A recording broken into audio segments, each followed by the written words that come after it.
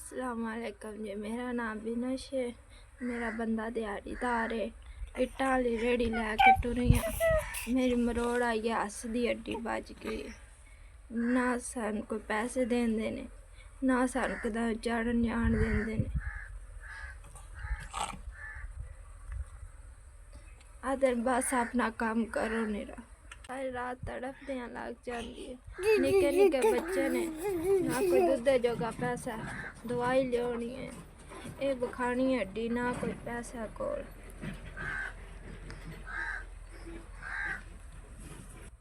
परेशान हाँ। डॉक्टर दी fees कित्थों देआंदी, x ray कित्थों करांदी, दवाई कित्थों लांदी, समझ को नहीं। मेरे यहाँ भरावा हो तुहाडा दिते आ 5000 रुपया मैं लाभ के जिंदे रहो बसते रहो, अल्लाह भला करे जे। वो मेरे बच्चे ने, बंदा मेरा दिहाड़ीदार है, पट्टी लवाने दी भी हिम्मत नहीं। अल्लाह बसते रहो, जिਉਂਦੇ रहो, जिन्हें मेरी 5000 रुपया मदद की।